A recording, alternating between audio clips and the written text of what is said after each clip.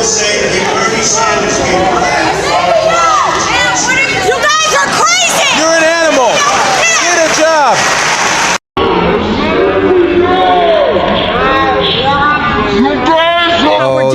Chairman, I think it's insane that the gentlelady doesn't have an argument, but she's going to refer to me and some of my colleagues. Mr. Donalds. We were from the Third Reich. This is insane. It's insane.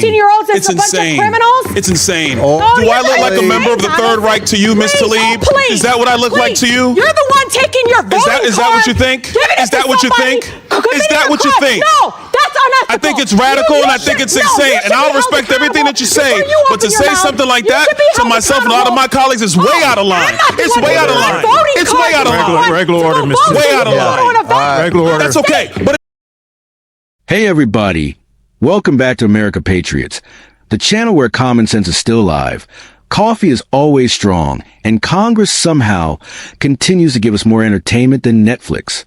Before we jump into today's reaction, make sure you hit that subscribe button, smash that like button like Congress smashes regular order, and drop a comment telling me which congressional moment this year made you shake your head the hardest. Subscribing helps this channel fight the algorithm the same way some members of Congress fight basic decorum, with enthusiasm and very little accuracy. All right, Patriots, let's get into this. Thank you. Chair recognizes Ms. Tlaib from Michigan. Thank you so much, Mr. Chairman. I think it's really important. I mean, we're talking about, 700,000 people that live here, and I feel like their voice gets completely just dismissed. And so, if I may, Mr. Chair, ask unanimous consent to enter the record the Washington Post poll of D.C. residents found 8 out of 8 in 10 opposed Trump's taking over of their local police and sending in federal troops. Without objections ordered. I think it's also really important to understand, the incredible kind of slanderous, defamation, I don't know what to call it. They're just burying Washington, D.C. You just heard them speak about our nation's capital in that way. In a way that I feel very much like that's not what I see. I see people walking around with their families, people enjoying time to see these beautiful, incredible, beautiful monuments and everything. And there's a pride here too. And so I just want to bring the DC residents into this committee because I feel like they are being made invisible. And this really ugly picture that is not reflective. And I'm from Detroit. I've seen it happen to my city. And it's despicable in a way that I feel like, really goes up against our values. One of the things that I know in every abuse of power that, we let President Trump and the administration get away with in D.C., it will be replicated. It will be expanded across the country, and it is going to tear apart our communities. Mr. Jackson, I talked to you about a little bit about this, but I think it's important to understand that we do have a mental health crisis, that we have a housing crisis, affordability crisis. Can you police any of those away? no. You can't police away homelessness. And the way they talk about our homeless neighbors is so, no wonder there's violence increasing towards homeless neighbors. I see it already, the brutality of it. When we see housing costs go up, when we see, again, the lack or dismissiveness of the mental health crisis that we continue to grow. And it's not just this administration, and the previous administrations as well. No one has moved with the urgency that is needed. Just last week, the committee approved over a dozen bills regarding Washington, D.C. And, I'm just curious. Criminalize children. My colleague from Boston talked about this. It basically interfered with legislation already passed by the local government. Was anyone on this panel consulted? Any of you? Raise your hand if you were consulted on any of these bills. Yeah. We were not. One of the things that, AG, I've been listening to you. One of the bills actually eliminates your position completely. What effect would that have?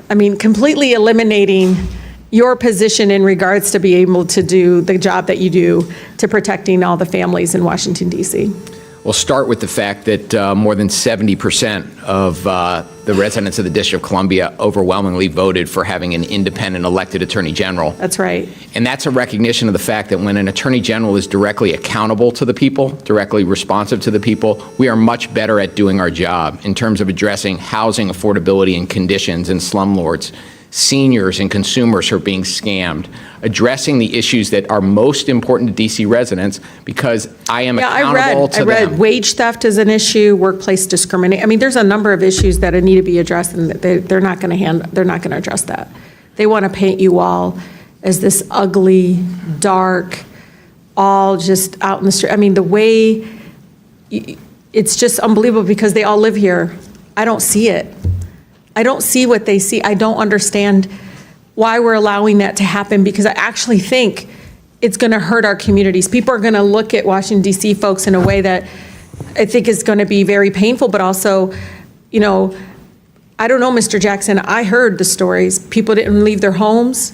They weren't leaving their homes. Businesses didn't see people coming into, I mean, that's what we want in our nation's capital. Stay in your house. Don't move. Don't go anywhere. Stay fearful. It's unbelievable that my colleagues continue again to eject this narrative and this rhetoric in regards to it. But I think it's important, Mr. Chair, just like in D.C., Home Rule was one out of Black freedom struggle in the fight for civil rights, we can't be passive right now. So nobody over there should take anything we say like so personally as if we're attacking them. No, we're attacking a process, not attacking people here. And I think it's really important. We need to stand up against this fascist takeover. That's not a bad word. It's a fact. And here in D.C. and across the country, it is so incredibly important, Mr. Chair, that this committee does not allow rhetoric that defames and or paints Washington, D.C. in a way that you all haven't really truly seen. You're just reading it. No, you're just reading it or something off of some. Will the gentlelady yield to a question? Yeah, I think it's really important. Will the gentlelady yield? No, I don't yield. I don't even have time. I can tell you. Your time's expired. It is expired, but Mr. Chair, but you all live like here, Mr. and Tlaib. you're not telling people the beautiful parts that you do see in our Mr. nation's Tlaib. capital. And no, it's just wrong how we're doing it. Chairman, I think it's Wrong. insane that the But you're gentlelady gonna doesn't look have at an the argument, but she's going to Washington, D.C. as a refer bunch to of me and some of my criminals. colleagues. Mr. Donald, We were from the You know Third this. Reich. This is You're gonna insane. look at It's 14, insane. 15-year-olds as It's a bunch of insane. criminals? It's insane. Oh, Do you're I look not. like a member of the Third Reich to you, Miss Tlaib? Please, Is that what I look like to you? You're the one taking your voting Is that what you think? Is that what you think? Is that what you think? No, that's unethical. I think it's radical and I think it's insane. And I'll respect everything that you say.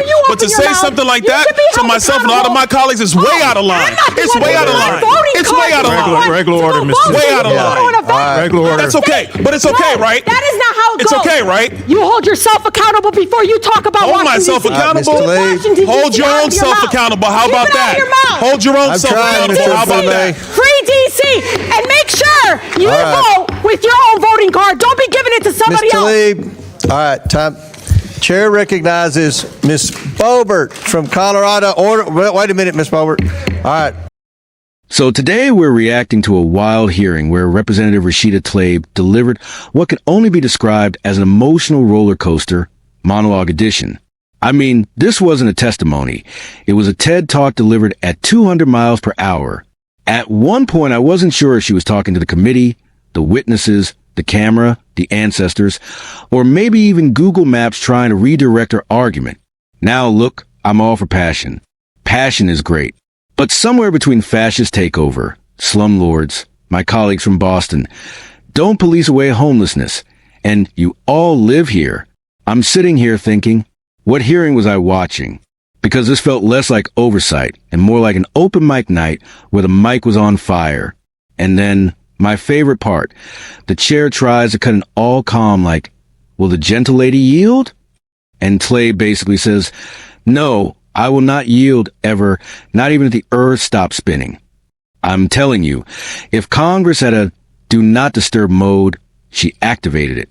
And then, oh boy, here comes a moment of the century.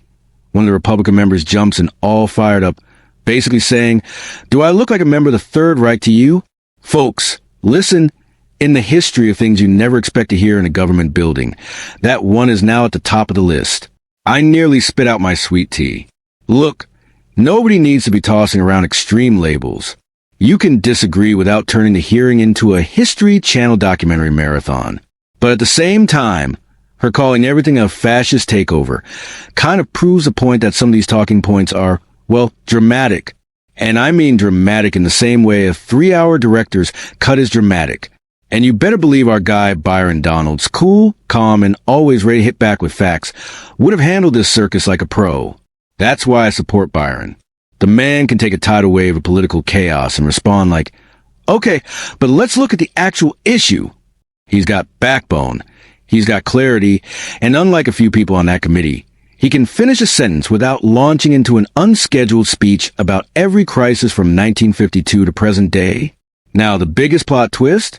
Tlaib spent half the time saying D.C. is basically a peaceful paradise where people stroll around like it's a brochure, and the other half saying we're in a national crisis where the government is about to take over your toaster. I'm trying to follow the logic here, patriots, but it's zigzagging like a squirrel on Red Bull. And can we talk about the part where she says they're not attacking people, just the process, right before attacking people?